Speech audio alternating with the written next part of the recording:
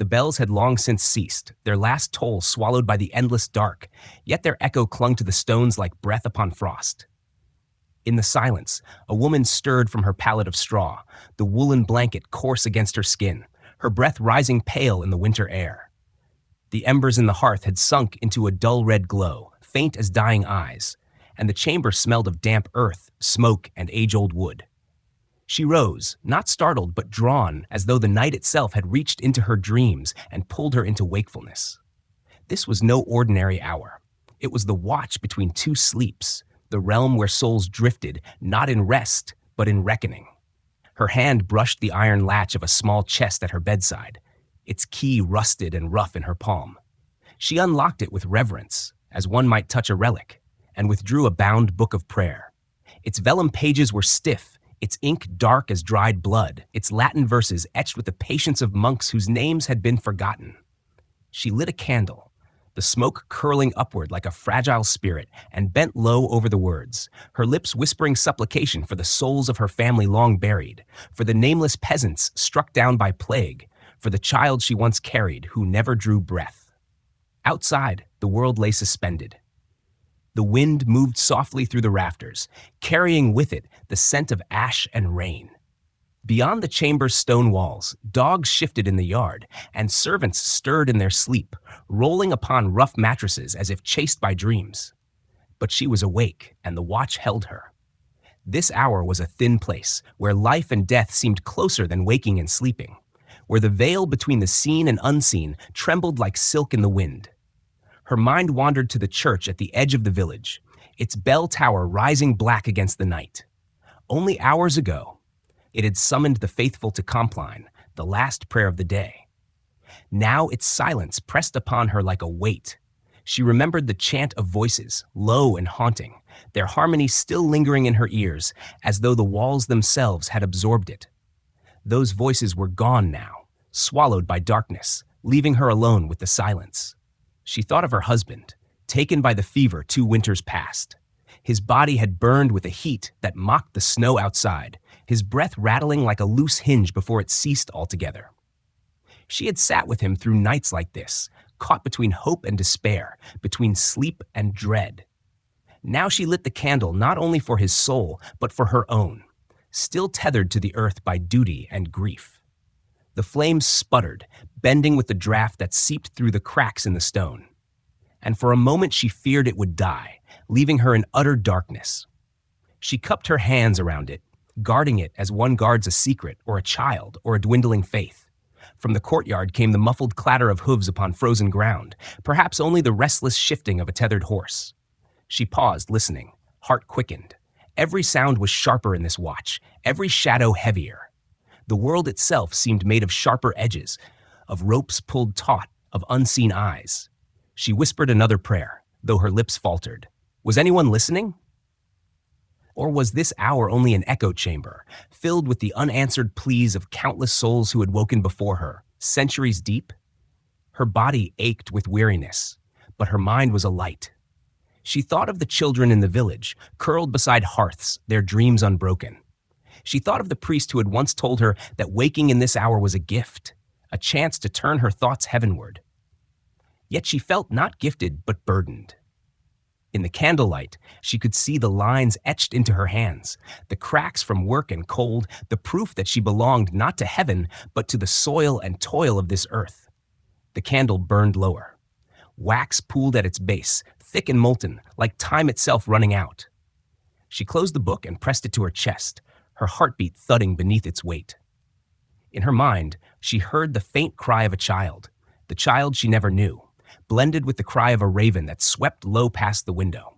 Her eyes lifted to the shutter, its wood swollen with damp, its hinges groaning as the wind pressed against it.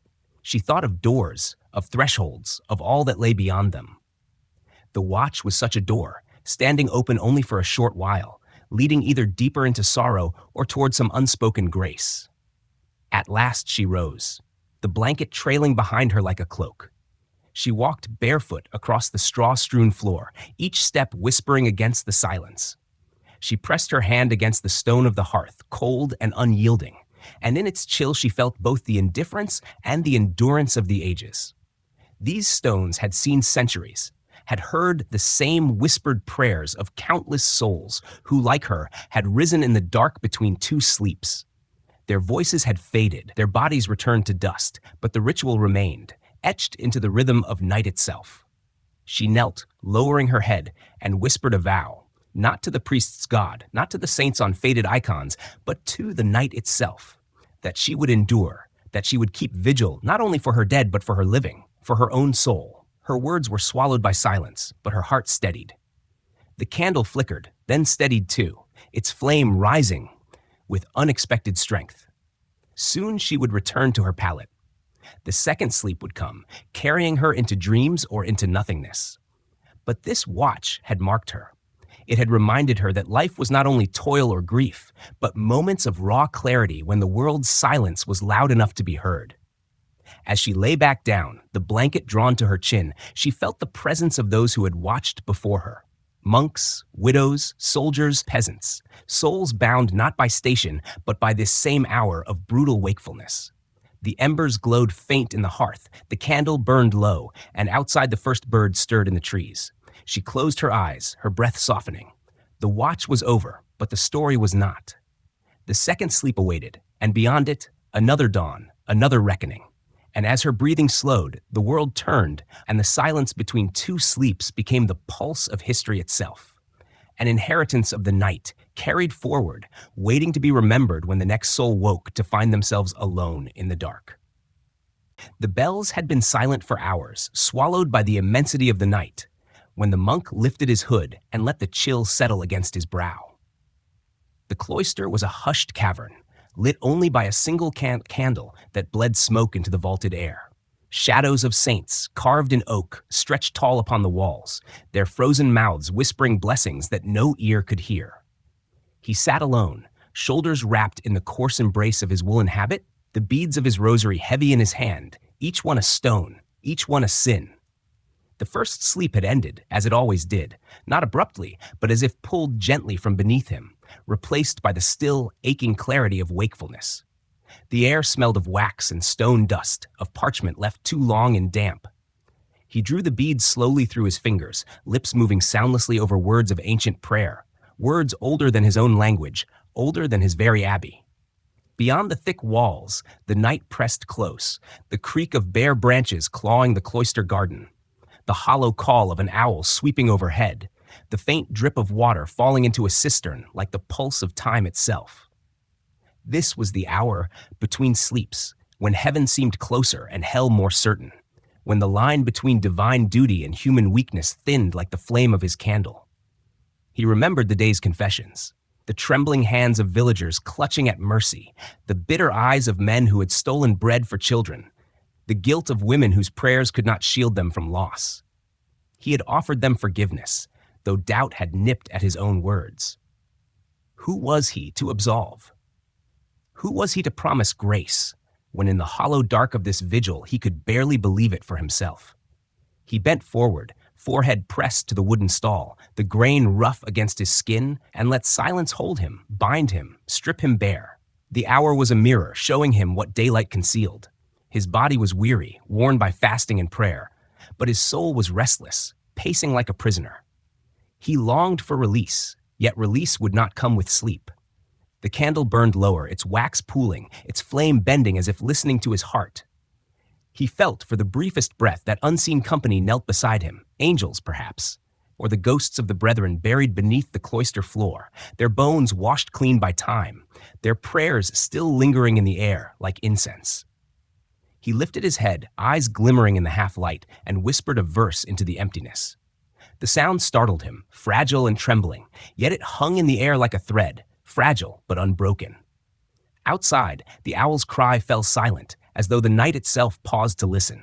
He breathed, slow and ragged, and pressed the rosary tighter to his palm until the beads left marks like wounds. When at last the flame faltered, he closed his eyes, waiting for second sleep to claim him. The vigil would end, but not without leaving its mark. For in this silence, he had glimpsed both his frailty and his faith.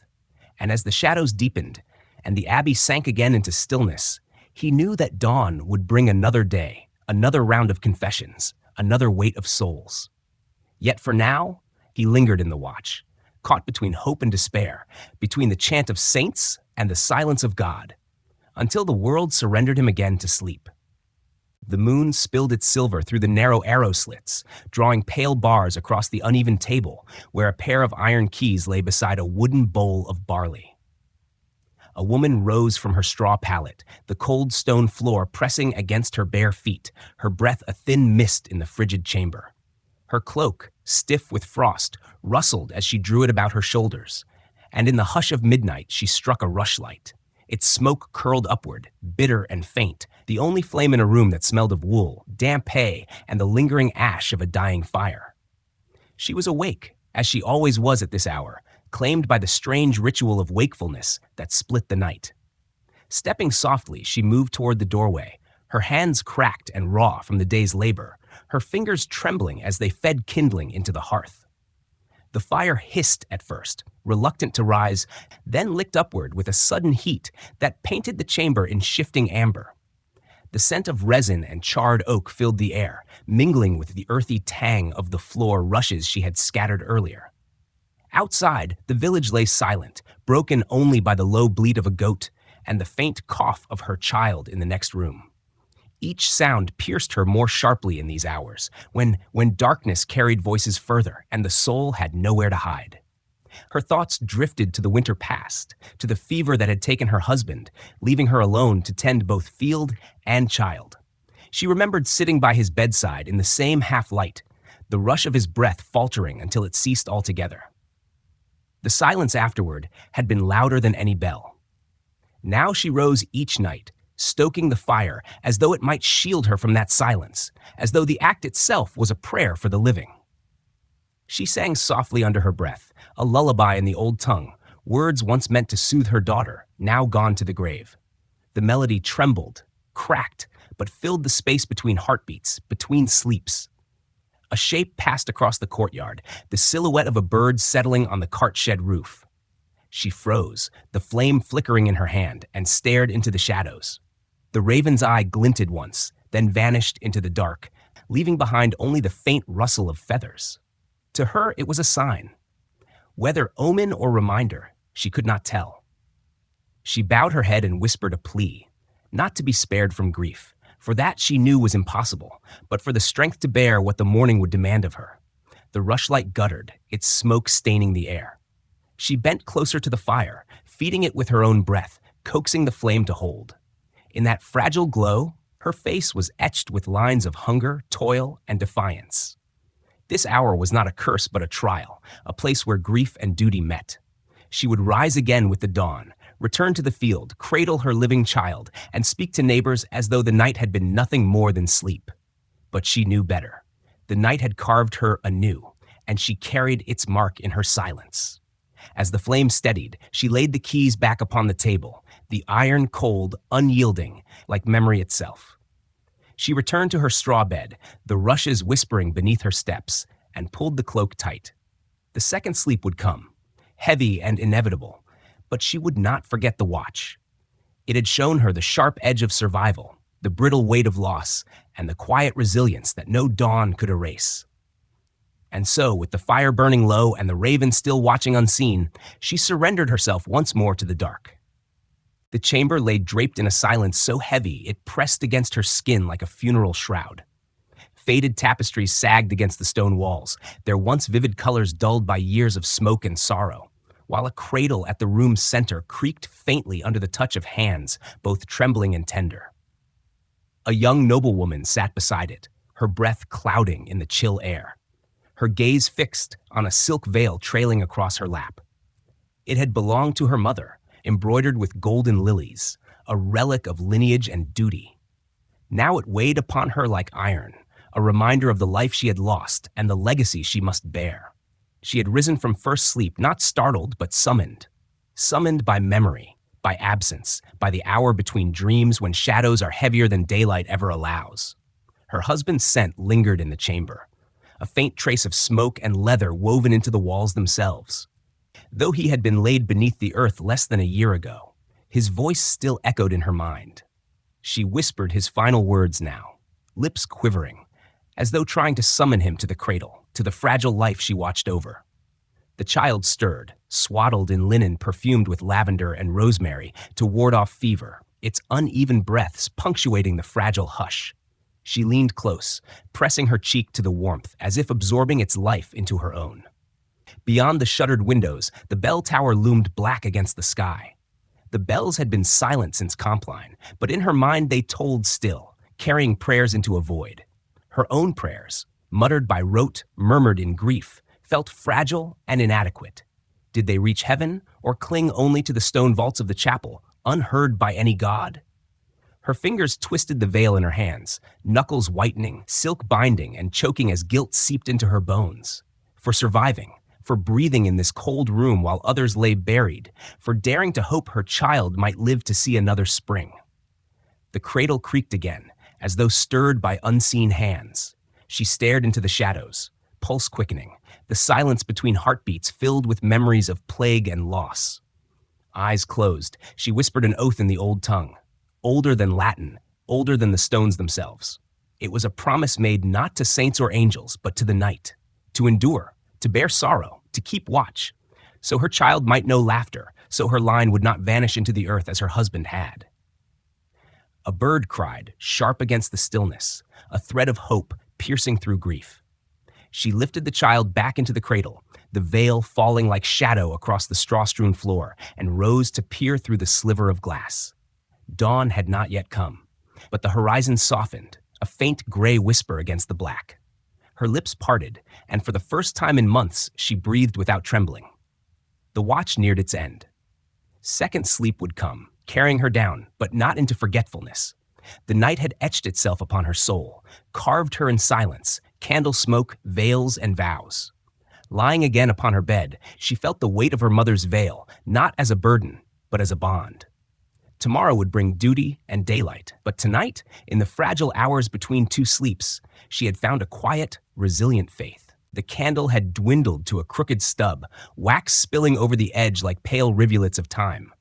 Smoke curled upward, tangling the air with the acrid scent of tallow, while across the heavy oak desk lay a manuscript of laws, pages blotched with hurried notes. A jurist sat hunched before it, wrapped in a cloak stiff with frost, his breath trailing in thin white clouds. He had woken in the watch, yanked from sleep as though the voices of the past were tugging at him. The law lay before him, weighty as a sword, its authority pressed into parchment through centuries of precedent. But beneath his hand, it felt less like order and more like judgment, echoing in the corridors of memory. He closed his eyes and saw her again, the widow in his hall, hands cracked, eyes hollow. She had stolen bread, not from malice, but to quiet the cries of her children.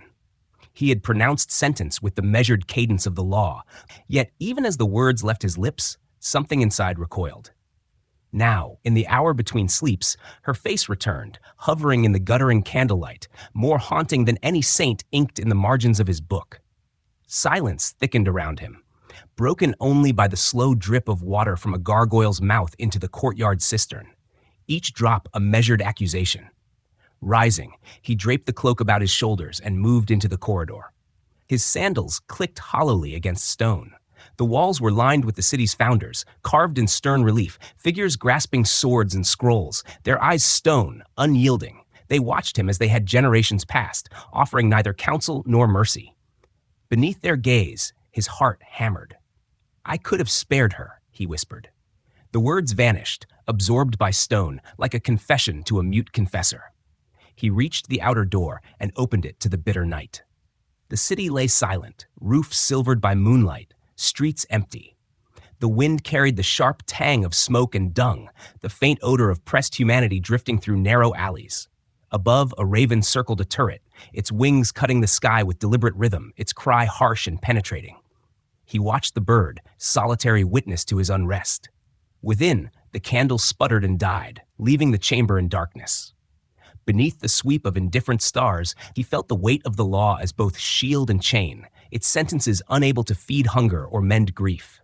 He pressed the tome shut, vellum cracked sharply in the quiet night. When morning came, he would sit in judgment again, but something had shifted. The silence between sleeps had etched a new truth into him. Mercy, once denied, could return in memory sharper than any punishment. As he turned back into the hall, the raven's cry lingered, an omen or perhaps a reminder. The door shut behind him, and in the darkness he breathed a vow not written in any law, that next time he would choose differently. The watch had ended, but its mark would remain, carved into conscience like chisel upon stone, ready to follow him into the daylight. The tower sighed with the weight of its own age, timbers groaning under the night's quiet burden. Moonlight cut through narrow arrow slits, pale stripes stretching across the floor where coils of rope lay beside a quiver, leather stiff with sweat and blood. An archer sat hunched, hood drawn low, fingers raw from the bowstring that still vibrated in his memory. He had been wrenched from first sleep not by hunger or duty, but by the haunting gaze of the child who had fallen at dusk, his arrow's path silencing a life that no victory song could make whole. The watch between sleeps offered no refuge. It was judgment. He rose, pacing, boots creaking against the boards, each step echoing like a pulse too loud in a body weighed down by guilt. He remembered the draw of the string, the whisper of release, the rush of the arrow. He had thought only of the enemy, the chaos of battle. But in that final breath, the child's eyes had widened, and in them he saw not an adversary, but a boy torn from his mother's arms. That gaze burned in his mind, vivid as fire. The night pressed in, cold slipping through the tower's narrow openings. He pulled his cloak tighter, but the chill came from within, seeping from marrow and memory. A lantern sputtered beside him, drawing a moth that circled until its wings brushed the flame. The creature flared, fell, and lay still. He knelt instinctively, whispering a prayer for its fragile life, even knowing it was lost. He pressed the bow to his knees, wood scarred, string taut, and wondered if the prayers he murmured for the child would ever be heard, or if heaven, too, turned away from soldiers. He tried to steady his breath, banish the visions, yet each inhalation carried the iron tang of arrows, the bitter odor of smoke and sweat clinging to his skin. He pressed his palms together until they ached, whispering for forgiveness he barely believed possible. Outside, the camp was silent, yet he felt eyes upon him, ghostly, unseen, accusing. He longed to weep, but only dryness filled his throat, and memory pressed upon his chest like a stone. The rope coiled at his feet seemed in the dim light like a serpent waiting. He shuddered, turned, gripping his bow tighter, grounding himself to the tool that had condemned him. The lantern hissed low, flame sinking, and in the flicker he whispered, "Forgive me." The words drifted upward, thin and frail, lost among rafters that offered no answer. At last he lay down, cloak wrapped around his trembling frame. Sleep did not come immediately, but second sleep claimed him eventually, heavy and relentless, carrying him into dreams where the boy's face followed, silent and unyielding. When dawn broke and the camp stirred with steel and orders, he would rise, bow in hand, as if nothing had changed. Yet the truth lingered. The watch had left its mark, etched deep, unhealing, a scar that daylight could not erase. The candle trembled, its flame thin and unsettled, sending jagged shadows dancing across the chamber where scattered parchments lay like fallen leaves. Ink stained the wood, black veins coursing across the grain like guilt made tangible, and the air smelled of wax, dust, and the faint sourness of sweat long dried into the scholar's robe. He had risen from first sleep as if summoned, drawn by the weight of thoughts unfinished, heavier than any dream. The tower was hushed, save for the wind wailing against the shutters, a hollow cry speaking in tongues older than memory. He leaned over the desk, tracing the map spread before him in trembling lines.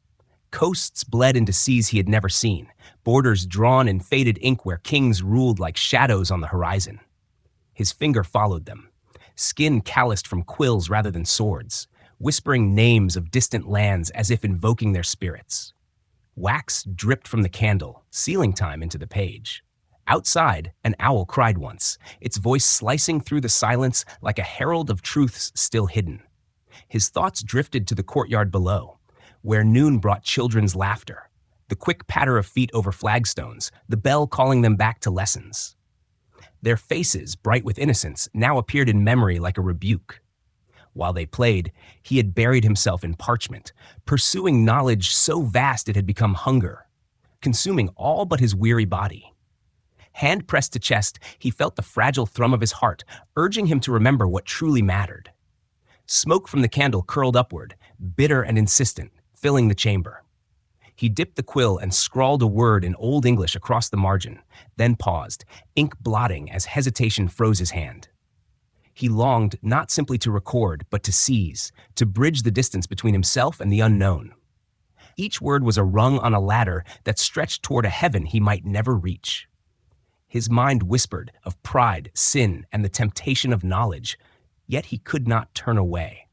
The flame sputtered, and in its dim glow he sensed the presence of those who had come before, scholars hunched over manuscripts by flickering light, eyes dulled by hours, lives shortened by ink and silence.